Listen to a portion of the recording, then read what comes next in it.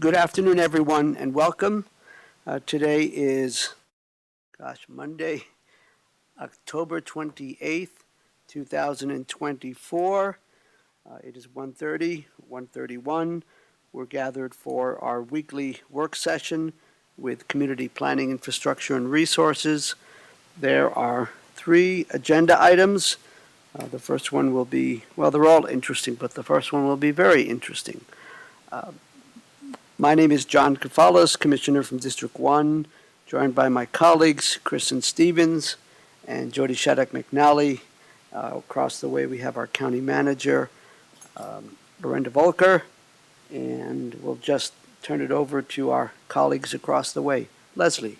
Yes. Good afternoon, Commissioners. Leslie Ellis, Community Planning, Infrastructure, and Resources.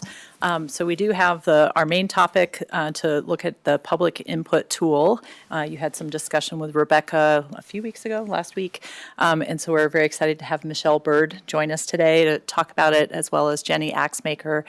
This is a software that we're exploring to provide better public engagement across multiple departments, and you'll hear more from the team.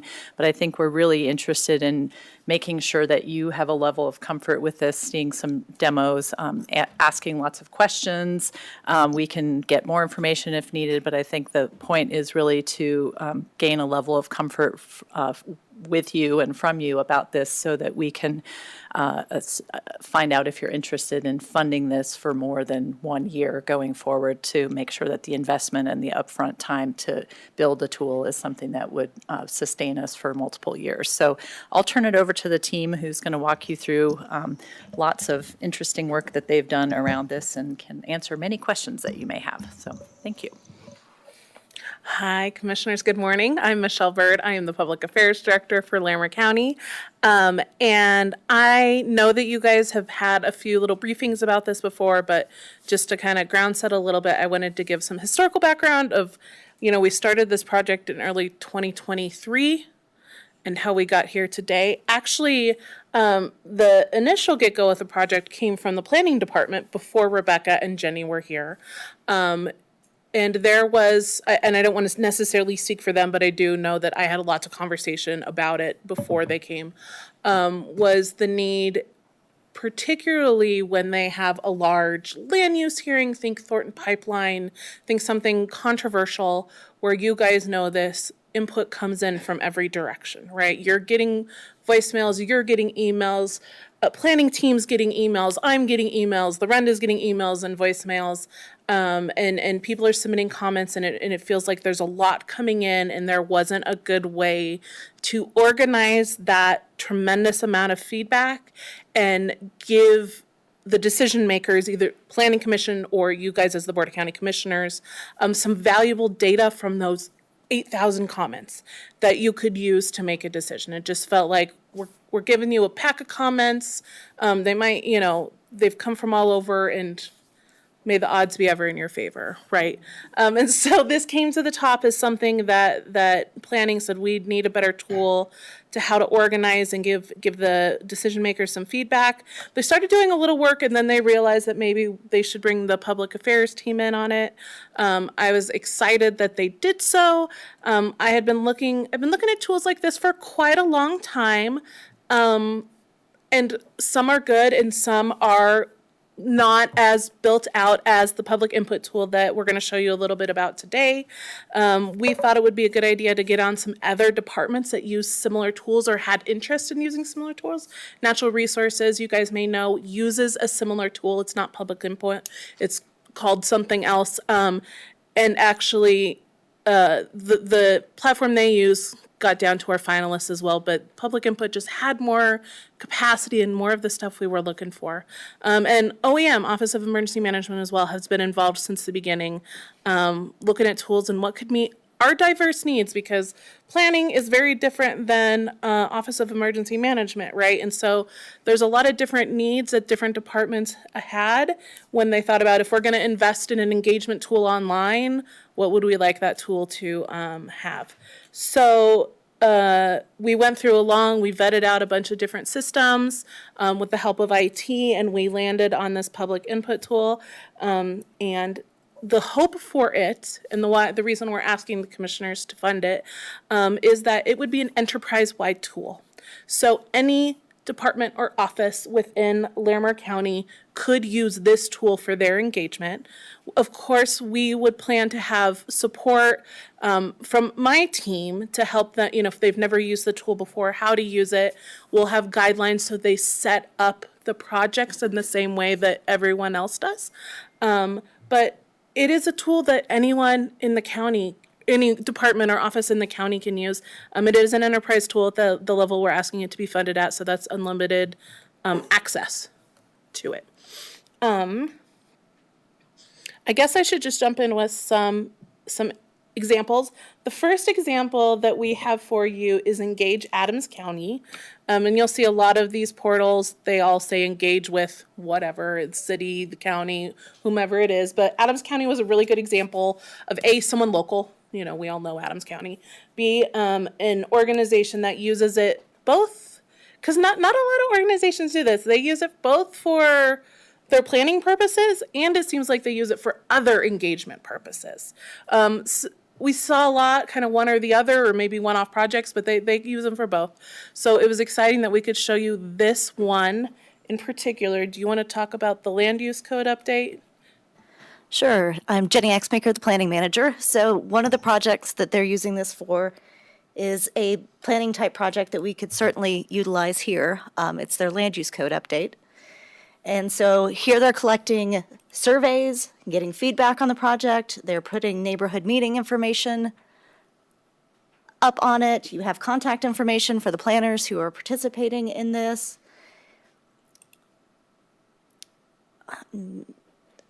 Talks about stakeholders. And then something that I thought was really cool is this idea board. So this is where community members can put topics or things of interest, and then you can agree with them, disagree with them, upvote, downvote, but it's really a neat way to kind of capture community engagement on people's, when they're available and on their own time. What's nice about that is the upvotes, downvotes on it, right? You can really see what ideas are getting more momentum than other ideas. On that type of interaction. And it really shows how they can have all the information from one project in a central location, right? So you can take the survey, you can give the input, you can find out about the meeting updates, you'll see on that's your right-hand side. The project contact is always on the right-hand side where you can subscribe to email alerts or text alerts. So let's say that we decided to plan a new meeting around this topic. Anyone who had subscribed would get a notice, hey, there's a new public meeting coming about this topic. We hope you can attend with more information. Or if, let's say, there was a new survey that came out, you could use that email and that text. We, staff, could use that email and that text alert to let them know that there's a survey out about it. So it's a really simple way to kind of categorize people that are interested in certain topics. Do you want to talk about that one anymore? You good? Yeah. Say that again.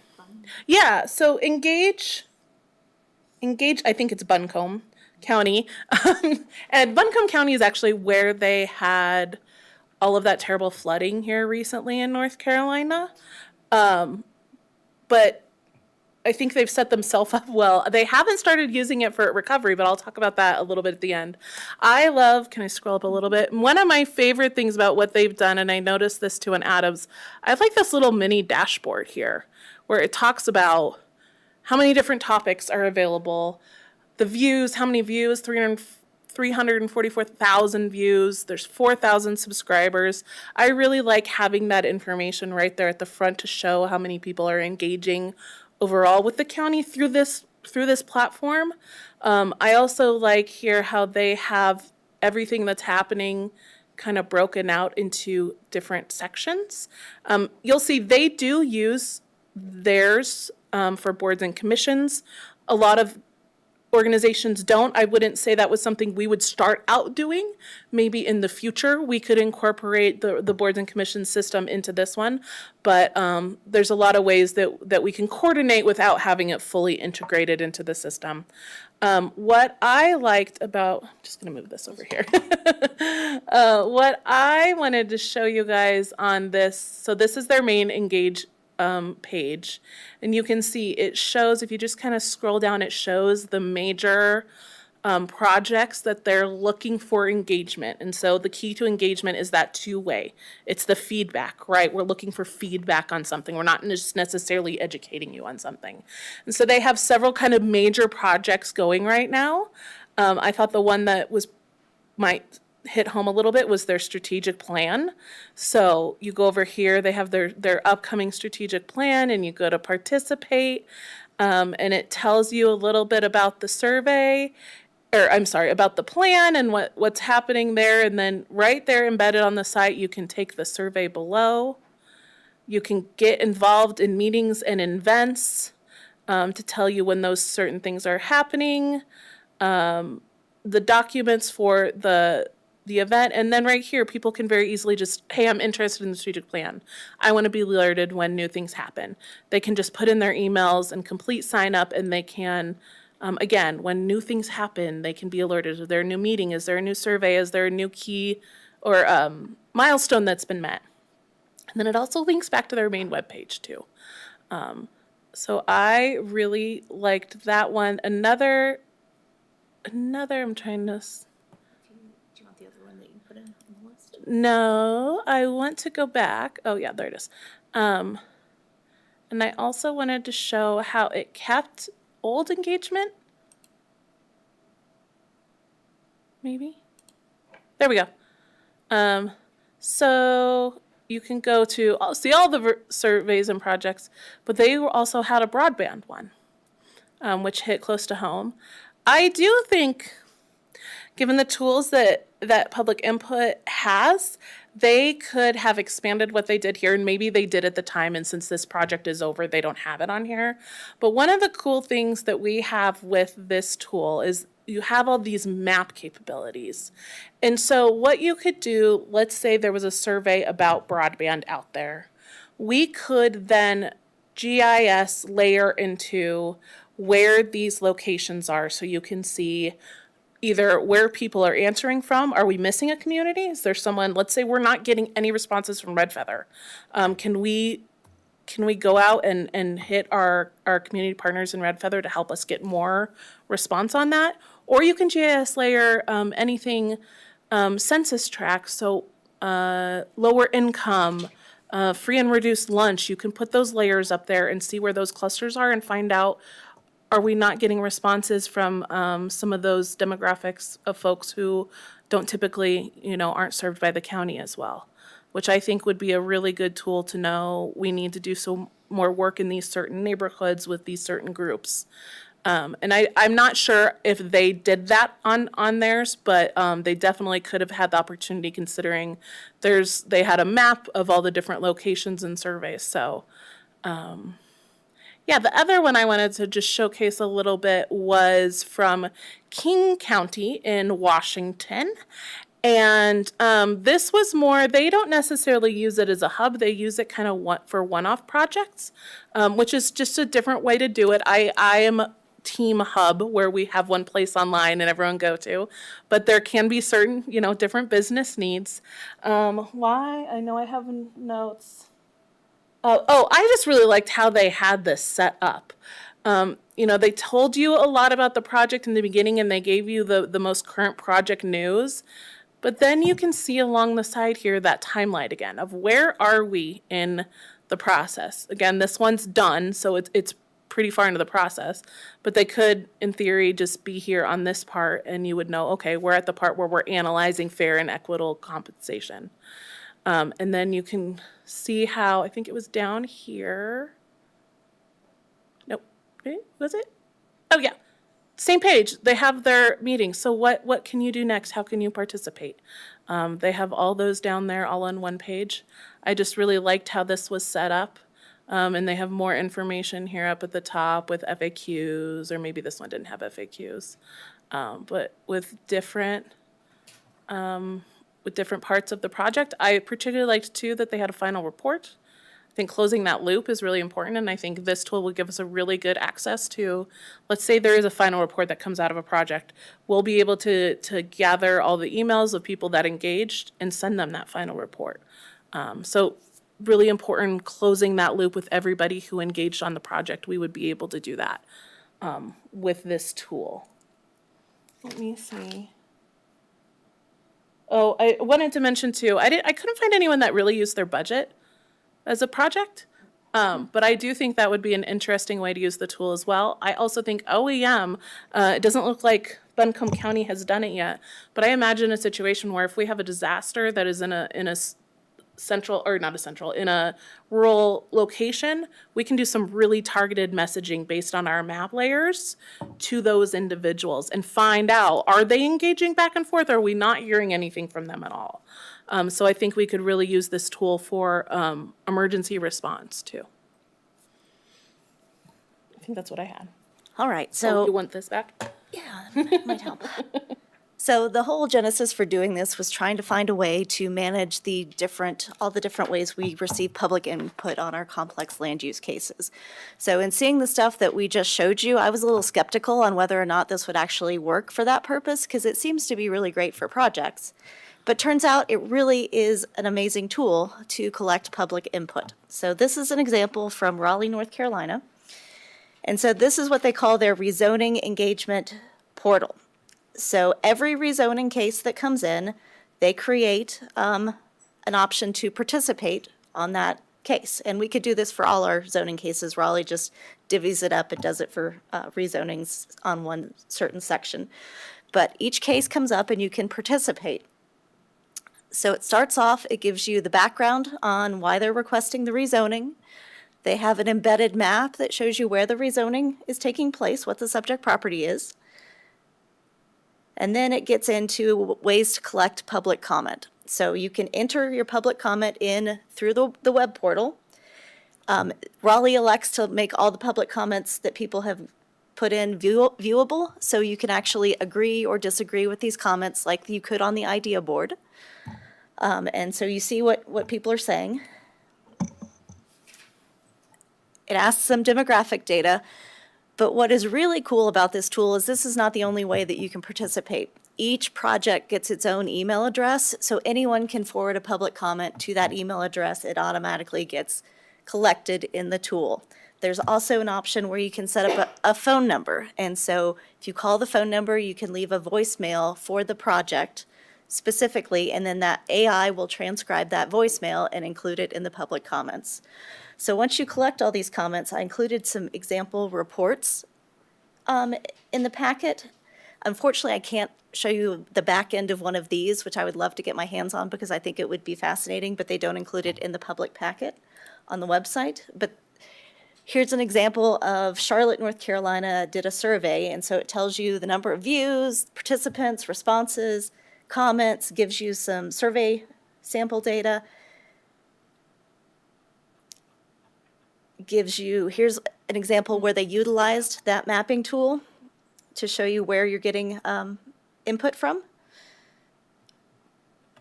It gives you all of the questions, and then at the end, it gives you each comment.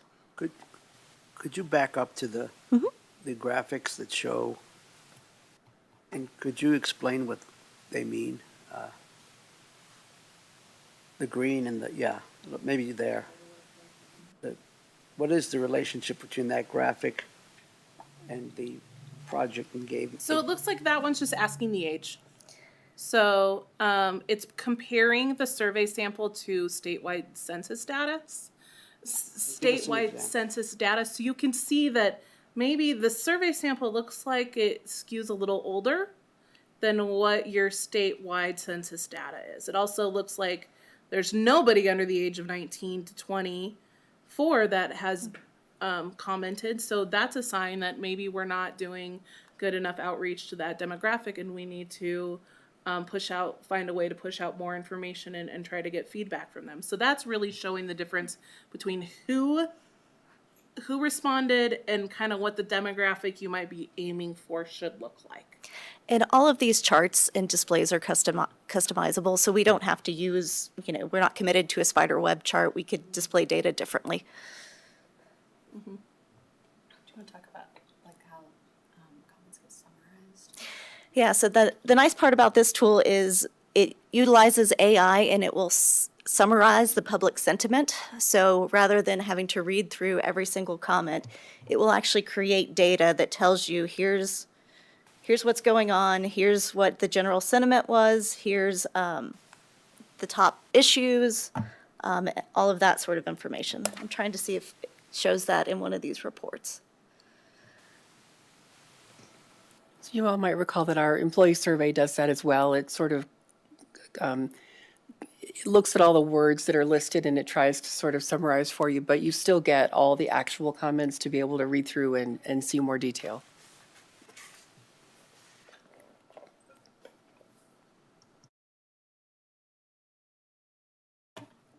Well, Jenny keeps looking. One of the other nice things about this tool is you can also take out printed, if let's say you're going out to a mobile home park and you want to take a survey that's in Spanish, you can take out this printed survey and then bring it back and upload it into the system so you can incorporate that data as well, even though it wasn't given digitally. There is a mechanism that we can incorporate that data as well. So it's not just digital data, and by digital I mean email, phone, online. You can go out and do hand surveys and still incorporate that data into your final report that we would give to the decision maker. Yeah, and for land use comments, we do get handwritten letters, and we can scan those and upload those and attach them as well. And the AI sentiment will include that information in there as well. So Michelle, I know two of the goals that fall under the strategic plan, two of the objectives are greater outreach to different groups, and greater transparency and accessibility of government. And I saw that you listed that. One of the things that intrigued me when I looked at this last week was the equity mapping. We just talked about the age. Maybe we need to reach out to a different group. Would this help you, I imagine, develop a campaign around getting folks to come to this website who may engage with us in different ways or not at all? We have addresses, but we don't have emails. We don't have that kind of contact. Yeah. How do you see that working? Well, a couple different ways. It kind of depends on the project, right? It always depends on the project, and it always depends on who your demographic is. One of the nice things about this tool at the level we would like to subscribe at is they include something called the community-based organization map layer. So what we could do is we could pull up where all our responses are from. We could pull up some census data that looks at maybe, under the median income limit. We could identify a neighborhood or a demographic that we do not have input from. And then part of the package that we get is they give us a list of these are the service organizations in your area who work with either that neighborhood or that demographic. Now, what I would probably hesitate to do is reach out to them and say, hey, can you help us get survey responses? That feels like we're asking without giving. But I think what that does is it tells us here are some organizations we need to start engaging with before we ask them to respond to survey. So, hey, here's some organizations we haven't been engaging with. We're not getting responses to surveys from these folks. Let's start building some relationships with these organizations, and then have that conversation with those organizations of if you can help us engage more with the folks that you provide service to, what can we as a county and an organization do to help you? Would it be helpful for you to have that data? Luckily, we own the data that comes in. So would some of that data help them? Is there maybe questions they want to know about their organization that we can help them ask and collect feedback from? So I think that community-based organizations option is a really cool tool that I'm excited to kind of get our hands on and help us broaden where we need to start. I think there's going to be patterns that come up time and time and again. And I think the more as we start to see the patterns, we can start strategically planning that relationship building that needs to come before asking for feedback. If a lot of those communities don't trust us. Just going in and saying, hey, respond to our questions, that's not going to get the job done. We need to do some focused, coordinated engagement with the people that they trust and are providing them services, so that we can start to see a growth and engagement from those communities. Was that It is. where yeah. you're going? Okay. Thank So you. Michelle, Jenny, is this the time for us to ask questions? Mm-hmm. Thank you for your presentation. Commissioner Shaddock McNally acknowledged that she'd like to ask questions. We'll go to Kristen or Commissioner Stevens, and I have a few myself. Great. Thank you, Mr. Chair. Thank you all for the work on this. This is certainly a very interesting engagement tool. I have a few questions. First, I see online that people can go and like people's comments, and I'm always worried that with folks who might disagree, that there might be kind of some negativity toward community members who engage. Does that make sense? And is there a way to protect that? And does it identify who made the comment, or is it just the comment? And how do we protect people's privacy? Because certainly social media right now is not a pleasant place to be. A lot of people No. have pretty much disengaged because it's just some negativity. I'm certainly finding that not a very fun exercise right now, so I'm curious about that. Yeah, the great thing about this program is that everything is customizable. So we can choose whether or not we want it to be anonymous. We can choose whether or not we want people to upvote comments. We can, the option could be just leave an anonymous comment and leave it at that. So we have the opportunity to make that decision. And I would think it kind of depends on the topic where we'd want to do that or not, right? So we have a lot of flexibility there. So my next comment, to build on what you just said, Michelle, thank you, is I guess when I look at that and you're talking about planning projects possibly being on there, usually we send out a survey to people in the community or the neighbors to get their feedback. But if this is on the website, that means anyone in the county could comment on it, correct? And so whether it impacts them or not, is that Correct. correct? Yes, and correct. And you can also require that they input the address that they're in, so you can see. You can even, have a report with all the comments. Have a report with only the comments of the people that live within the impacted area. Have a report of the comments of the people not in the impacted area. It's really customizable what information you can pull out. Okay, because I can see even people from outside of the for county. sure. So I just thought, well, that probably would not be, if it's Ideal. not really impacted, it Yes. would not be ideal. Yep. And then just for now, my final question, to allow my colleagues to ask some questions. Just knowing folks like my mother who does not have internet and tries to operate on her cell phone to look at things, but then she ends up calling me at 4 a.m. So, because she struggles with that, right? So I'm curious, I want to make sure, older adults know about this and know how to engage. And I know you said they could make a phone call and leave a message and things, but how do they know to do that? How do we educate people about this tool if there's something we are thinking about doing? I'm saying this is a really different way. I think people are used to calling and leaving a message or sending an email. So is there some community engagement or some education or that goes along with it? I'm just curious because my mother certainly has lots of input on projects here, even though she doesn't live here, and also in her county. She still stays engaged with reading things, and so I'm just curious about how we engage folks who maybe are not as technologically connected and savvy as I pretend to be. Yes, no, I think that's a good question. And that kind of goes back to one of the key outcomes we wanted to have on this tool is that it wasn't just for people who could get online and know how to search and find their right way and navigate to it. Hopefully there's a way to give feedback that's comfortable to most people.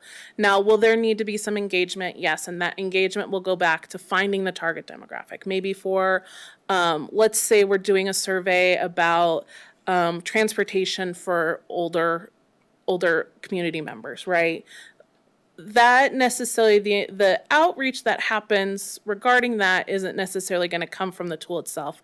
That's going to come back to my team, having those relationships with those organizations that are serving the older community members, and providing them with the materials to reach out to. Let's say, we have relationships with the senior center or with the Office on Aging or Meals on Wheels, right? And it's getting them that flyer or that postcard that has that phone number that they can call. Okay. Most older adults are okay, calling Calling. someone, right? And so hopefully that was what we really liked about this, is that there was a way for everyone to feel comfortable engaging. It's not just to get online and navigate to the right place and figure out how to pin a comment on the map in the right way. There was something that felt more natural. Thank you, I appreciate that.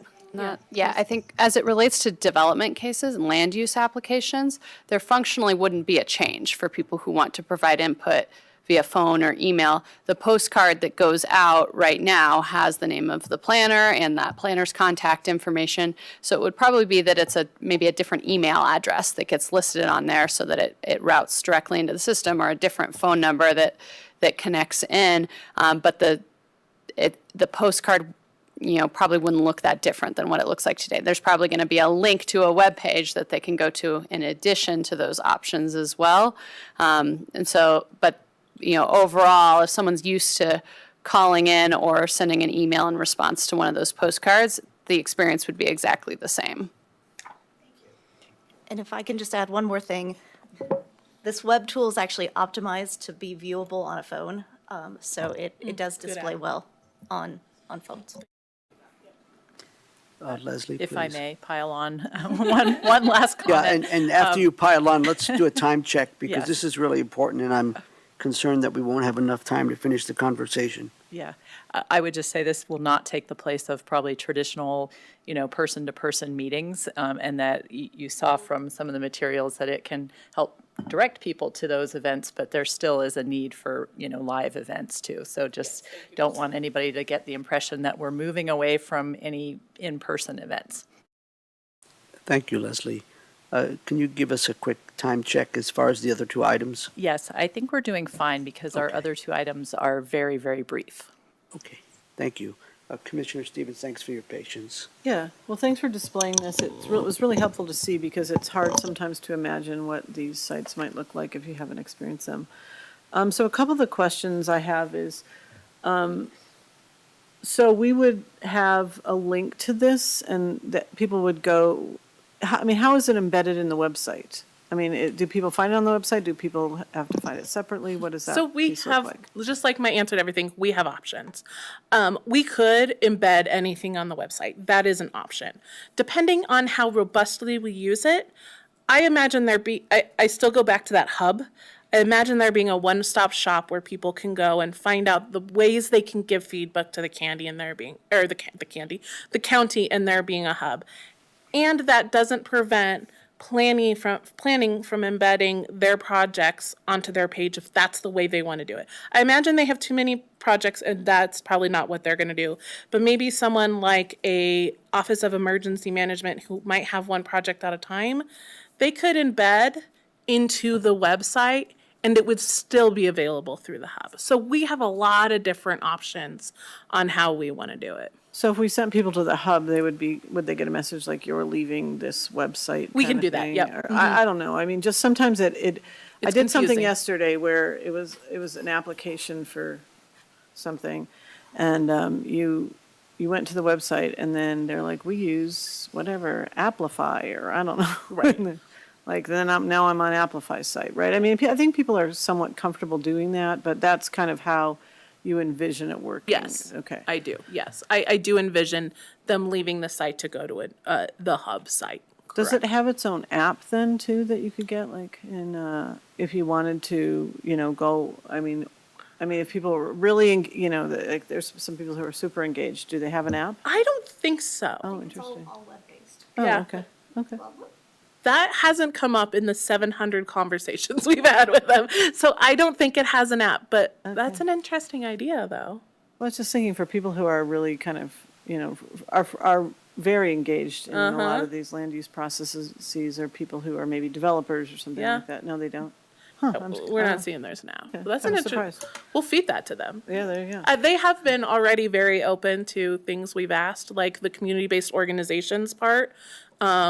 We asked, we would love to be able to, when that kind of pops up on our screen, us be able to enter information, like, say, there's a organization, and in there we can put Jordan has a contact. Reach out to Jordan. So if Ricardo from OEM is looking to contact that community-based organization, Ricardo would be able to see, oh, I need to connect with Jordan first because Jordan already has a relationship with that organization.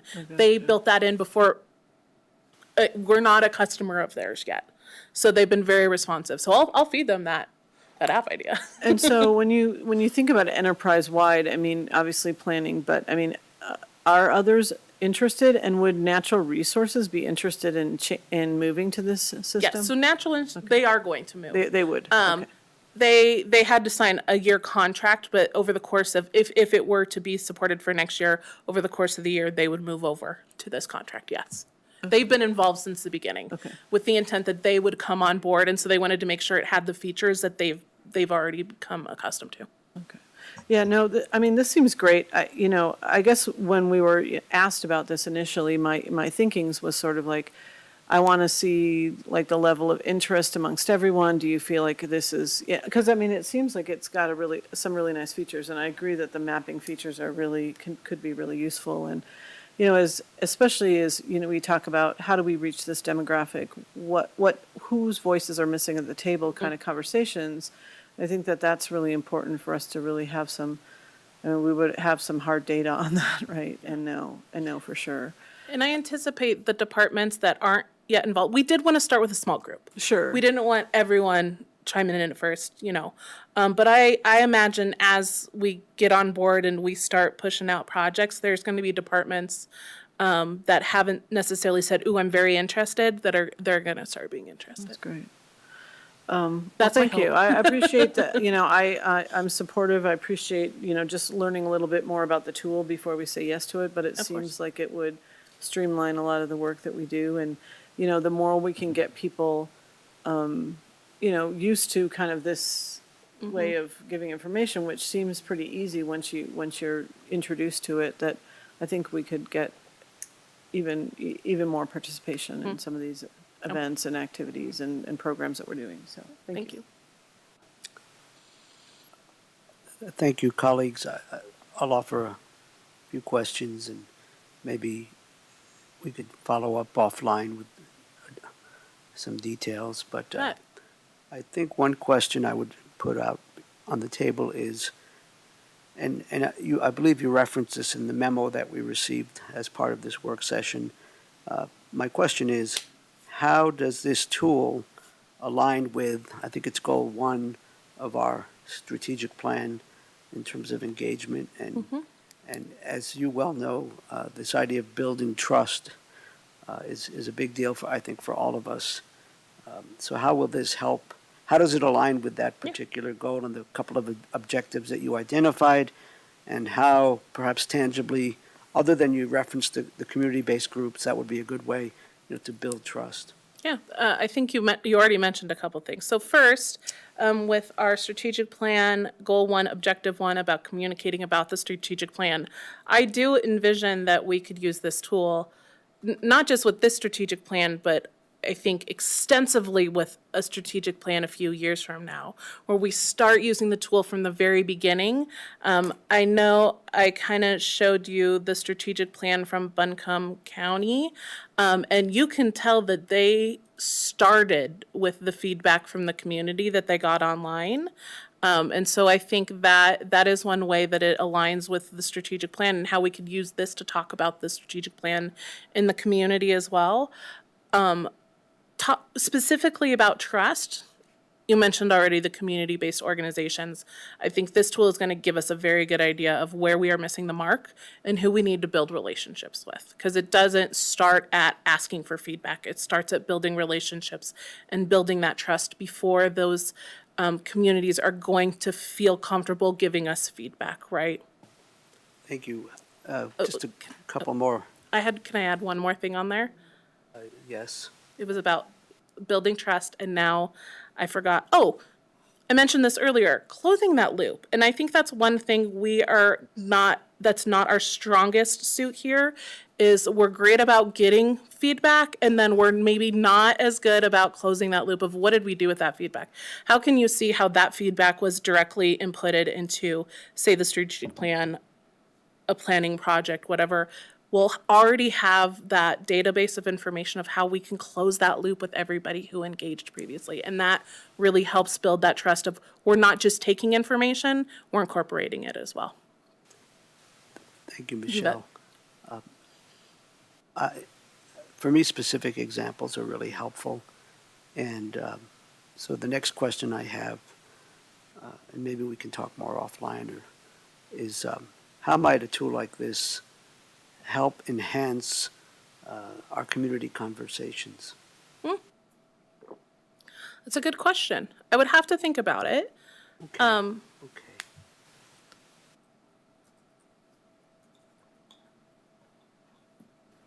I'm thinking. And that's okay. And Yeah, that- oh, good, Jenny. and Thank you even for if jumping in. If I may just expand on that a tiny bit, we have a land use hearing at 3 o'clock.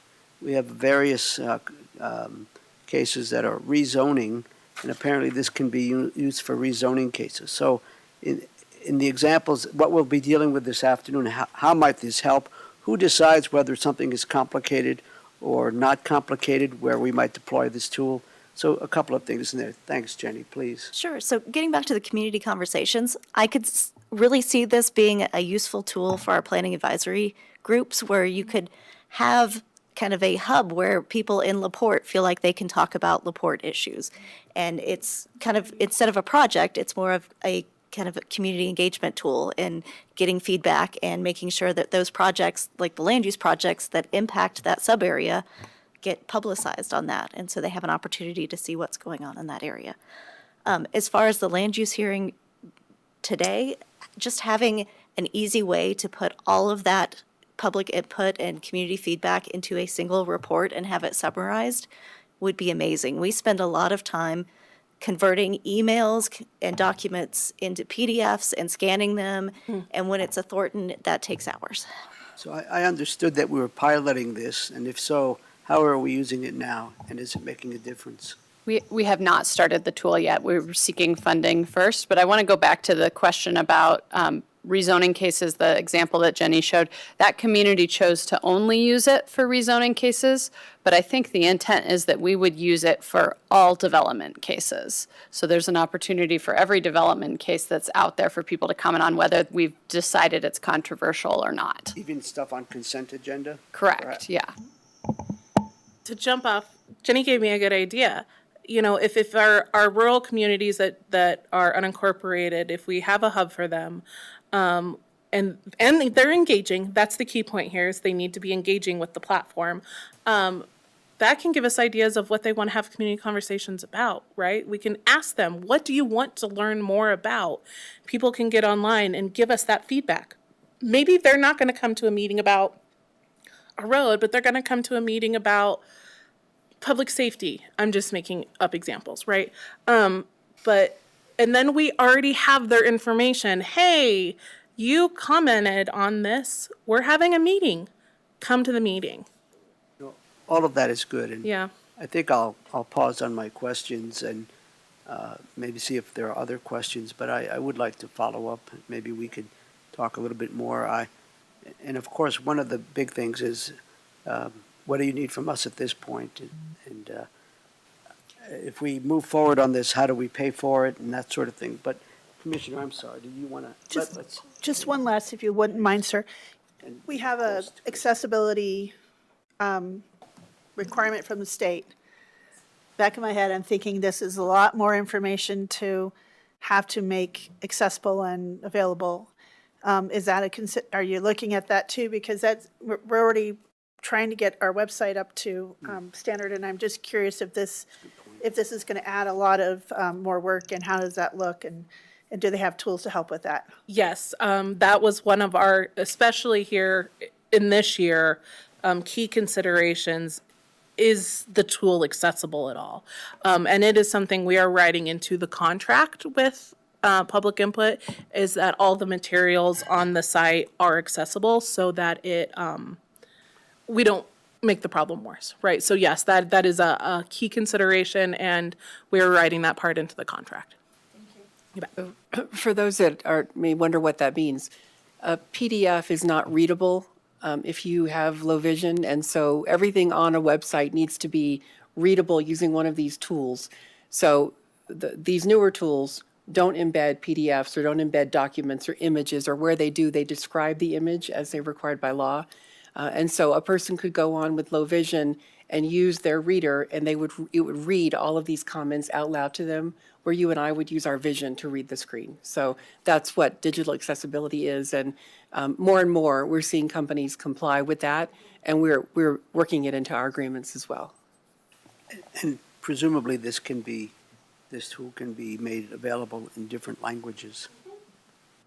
Yes, it can. In fact, you could see if you scroll to the top of the Engage Atoms. I believe you. It says translate right there, so. Hopefully it's a Yep. reasonable translation. AI must know how to do everything, I It guess. doesn't, but we also, just like our website, we have the ability to go in and edit it. So if we don't like what the translation turns out to, we can go in and edit it. So that- would it be appropriate to ask the county manager, what is the direction here?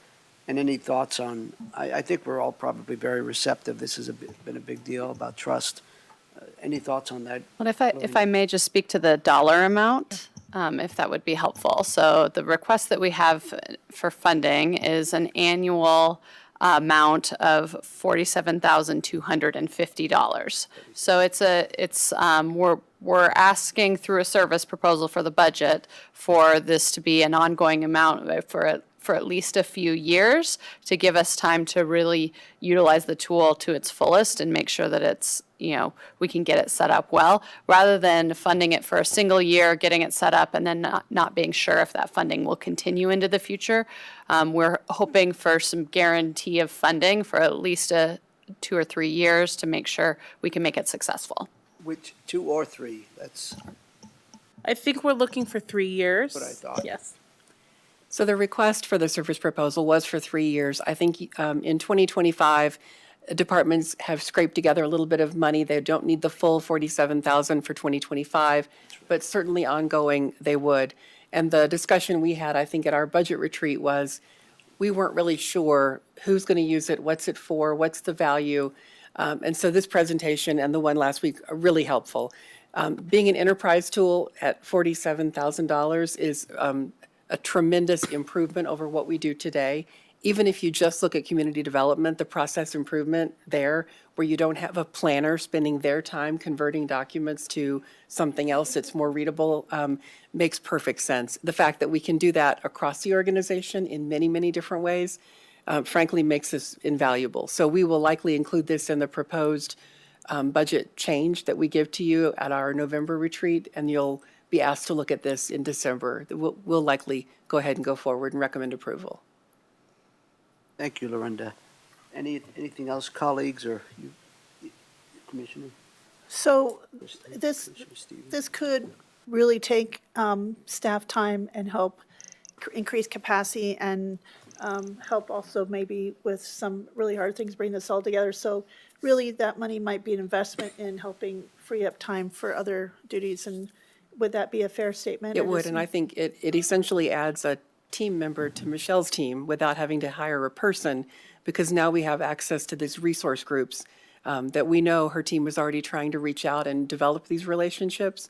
So now we can really be specific, subject matter by subject matter, until we are mature enough to have good relationships with these organizations about many, many things. Thank you.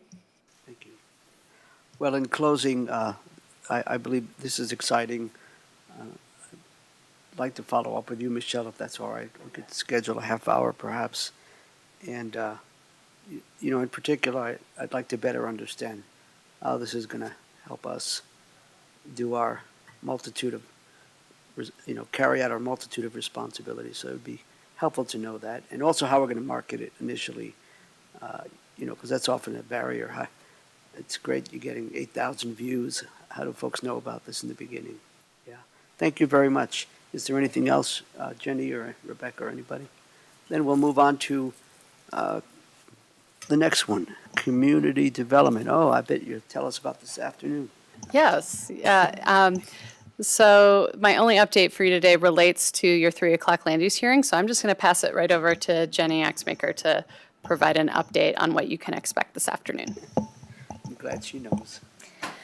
Yeah, so I will be making a recommendation that we remove one of the items that is listed on consent and have it be discussed. It was one that got pulled from consent on Planning Commission, and we are expecting some public participation. And this is the new cell tower at 475 High Lonesome Road. It's a special review case, so I will make that recommendation with my introduction. But other than that, we haven't heard any information about any other cases getting pulled, but 2 were pulled by the Planning Commission during their hearing. And as a matter of procedure, Jenny, would we remind me again the order of things? We have one discussion item, and then if we pull this off, we have 2. Correct. It would be our second, Which goes first? the one that's already on discussion. We will, Then we go to the cell tower one. correct, that will be the second. Thank you. Leslie, you All must done? have. Okay, and mine is very brief. So it's just really about upcoming events that we have, or upcoming topics that we have scheduled for work sessions. So in the next few weeks, we'll have a topic of co-compliance fines. That was follow-up to the co-compliance assessment that you talked about a few weeks ago. Community development work plan is on the agenda coming up shortly, and the ranch master plan will be in early December. I may look to do some other department updates between now and the end of the year too. If there's anything of particular interest that you'd like to hear about in community planning and infrastructure, let us know. We do have some open work sessions coming up. Go ahead. I apologize, I do have one other update. I was reminded as Leslie was looking out into November and December on some things. So our monthly work session, that is the joint work session between the Board of County Commissioners and Planning Commission, we will have at least one item on that work session for the November meeting. So we will be holding that joint work session in November. And then your December work session with the Planning Commission, we will plan to replace with a end-of-year holiday celebration with the Planning Commission. So just giving you a heads up there. Thank you. And actually, Matt Lafferty did reach out to me, so we've had some initial conversations. One thing I'd like to bring up, if I may, Leslie, to your question, and our DNR director may have already reached out to you, but there's been a bit of email exchange. And one suggestion was to have an updated presentation on our conservation easement process, the appraisal process, based on some public comments that we received a couple of weeks ago. I don't know if Dalen has already followed up with you on that. I suggested, it was my opinion, that I thought that was a good idea. It's just my opinion. I think my mic was on. Anything Thank else? you for You're that. welcome. Anything else, folks? And it's nice that we actually have someone from the public who is interested in these matters. Yeah. So appreciate that very much. And we have one of our assistant county attorneys here to make sure we're following the law. And with that, it's 2:24 p.m. We are adjourned. Well, we'll see you soon, some of you.